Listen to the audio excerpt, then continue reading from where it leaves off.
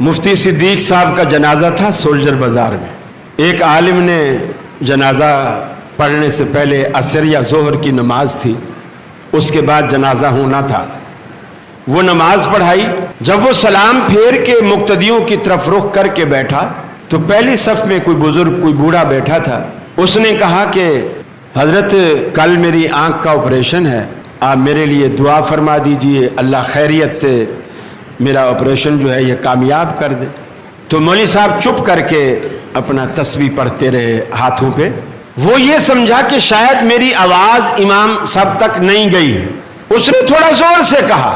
اب امام صاحب کو بھی تھوڑا غصہ آیا، ان کی بھی آواز تھوڑی تیز ہو گئی. انہوں نے کہا بابا بیٹھ جا چپ کر کے، یہ فرضوں کے بعد دعا کرنی بدعت ہے، بیٹھ جا.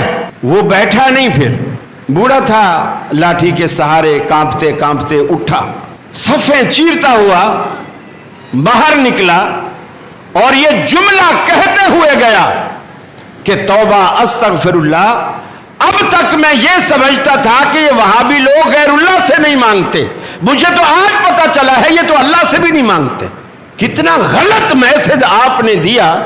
میں نہیں سمجھتا کہ وہ زندگی میں کبھی پھر وہ دوبارہ اہل حدیثوں کی مسجد میں آیا بھی. ہر چیز کی ایک حد ہوتی ہے. آپ فرض کے بعد دعا مانگنے کو سنت نہ سمجھیں، آپ نہ کہیں یہ سنت ہے. دنیا کا کوئی مفتی آپ سے دلیل نہیں مانگ سکتا. آپ کہیں دعا مانگنا میری ضرورت ہے.